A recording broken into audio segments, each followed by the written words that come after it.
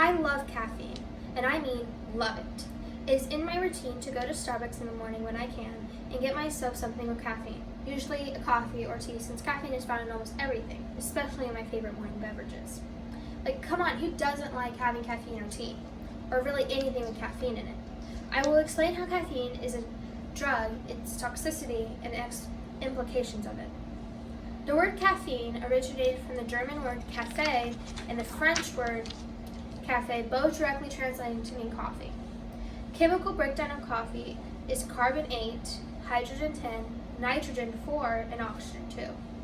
Since caffeine and coffee are both derived from the Arabic word gawe, the origins of the words reflect the spread of coffee into Europe via Arabia and Turkey, and from northwest Africa, where coffee trees were cultivated in the 6th century.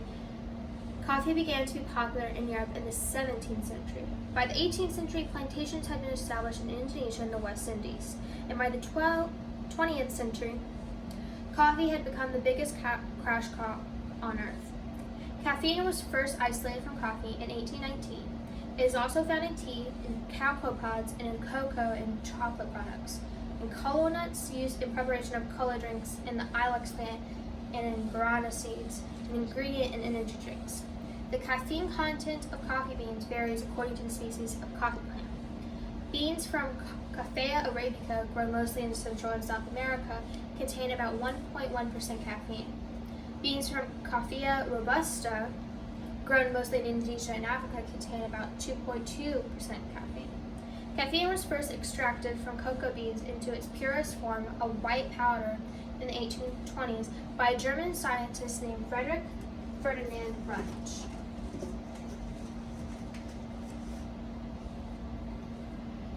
Today, caffeine is easily extracted and used to make a variety of products that are consumed on a daily basis. Extracting caffeine from coffee to produce decaffeinated caffeine and a caffeine powder can be accomplished in many different ways.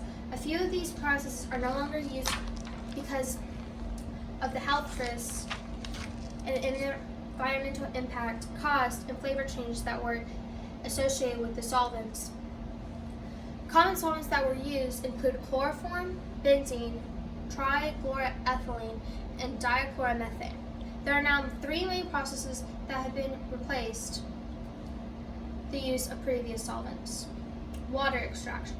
During the water process method, you place the coffee beans in water and heat to around boiling point. This removes the caffeine from the beans, but it also removes all flavor. You treat the mixture with solvent, which absorbs and evaporates the caffeine.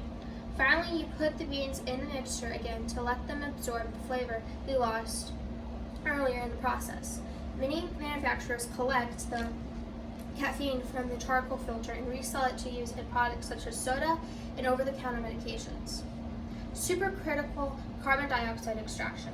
Supercritical carbon dioxide has been used in industry to extract caffeine from coffee beans since the 1970s. Caffeine has a low solubility in supercritical carbon dioxide, and for this reason, a co-solvent, either water or ethanol, is used, which triples the caffeine solubility, hence accelerating the extraction. Under these conditions, carbon dioxide enters a supercritical state.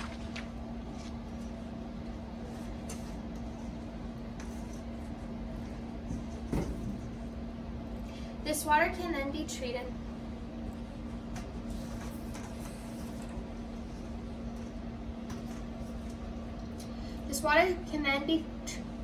can be filtered and caffeine can be isolated from its purest white powder form.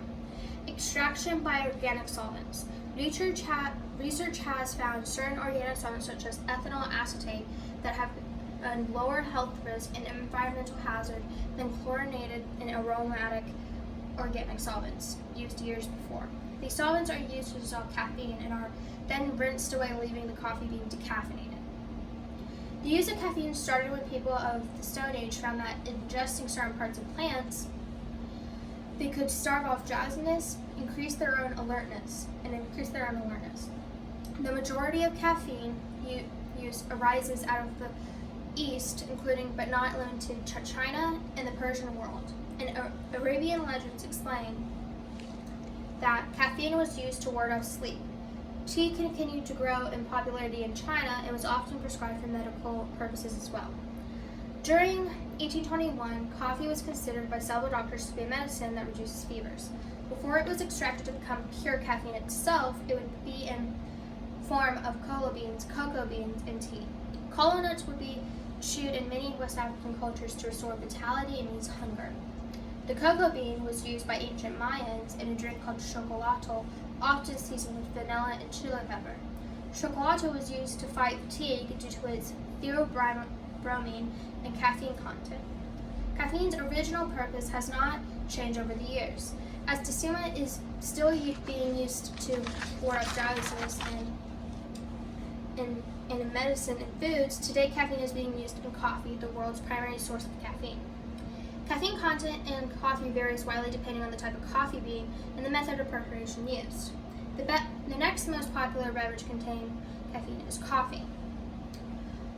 Also contributing to caffeine content are growing conditions, processing techniques, and other variables. Caffeine is also a common ingredient in soft drinks, and soft drinks such as Coca-Cola originally prepared from cola nuts. Soft drinks typically contain 10 to 69 milligrams of caffeine per 12-ounce serving. Chocolate derived from cocoa beans contain a small amount of caffeine. The weak stimulant effect of chocolate may be due to a combination of theobromine and theophylline in addition to the caffeine. Caffeine can be effective for medical purposes such as migraine headache following surgery, and tension headaches. Caffeine can also help with asthma, as caffeine appears to improve airway function for up to 4 hours in people with asthma. Athletic performance can increase physical strength and endurance and may delay exhaustion. It may also reduce feelings of exertion and improve performances during activities such as cycling, running, and etc. Drinking beverages that contain caffeine is linked with lower risk of developing type 2 diabetes. It also, more caffeine that is consumed, the lower risk. Other uses of caffeine include increasing blood pressure in older people with low blood pressure after eating, taking 200 milligrams of caffeine to improve memory, reducing pain, and weight loss. Systems affected: nervous, urinary, excretory, or gastrointestinal tract, and cardiovascular. The short-term effects is feeling more alert and active, restless, excitability, dizziness, anxiety, inability, dehydration, and needing to urinate more, higher blood pressure, blood temperature, faster breathing and heart rate, and headache and lack of concentration. Long-term effects are osteoporosis, high blood pressure, and heart disease, heartburn, ulcers, and difficulty sleeping and infertility.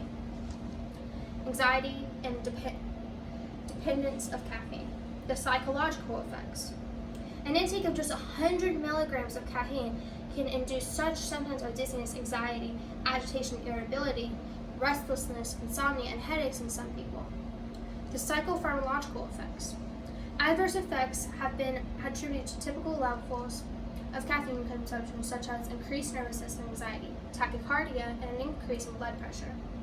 The overdose symptoms are irritability, anxiety, restlessness, confusion, delirium, headaches, insomnia, seeing flashes, ringing, seizures, trembling, twitching, overextension, increased sensitivity to touch or pain, rapid heartbeat, irregular rhythm, rapid breathing, abdominal pain, nausea, vomiting, possibly with blood, frequent urination, and dehydration and fever. Caffeine is used by billions around the world. The global consumption of caffeine has been estimated at 120,000 tons per year, making it the world's most popular psychoactive substance. This amounts to 1 serving of caffeinated for every person every day. Caffeine can be used to anyone to ward off drowsiness or to use as medication prescribed by a doctor.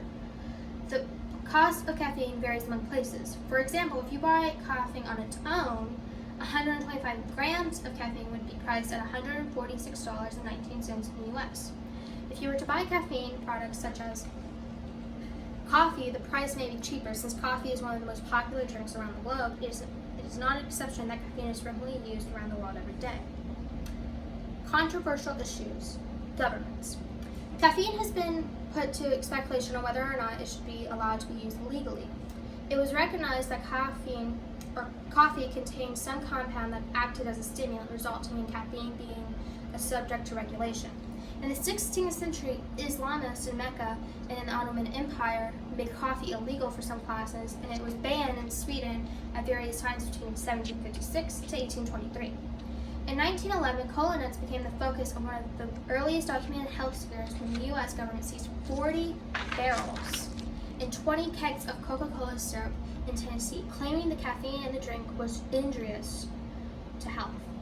Although the judge ruled in favor of Coca-Cola, 2 bills were introduced to the U.S. House of Representatives in 1912 to amend the Pure Food and Drug Act, adding caffeine to the list of habit-forming and deleterious substances which must be listed on a product's label. The Food and Drug Administration in the U.S. currently allows beverages containing less than 0.02% caffeine, but caffeine powder, which is sold as a dietary supplement is unregulated. Religions. Some Seventh-day Adventist, Church of God adherents, and Christian Scientists do not consume caffeine. Some of these religions believe that one is not supposed to consume a non-medical psychoactive substance, or believe that one is supposed to consume a substance that is addictive. Caffeinated beverages are widely consumed by Muslims today. In the 16th century, some Muslim authorities made unsuccessful attempts to ban them as forbidden, intoxicating beverages under Islamic dietary laws. In conclusion, this is what caffeine is, a drug, with toxicity implications to go with it. So don't overdose on caffeine. If you can, a few less drinks of coffee a day in this era.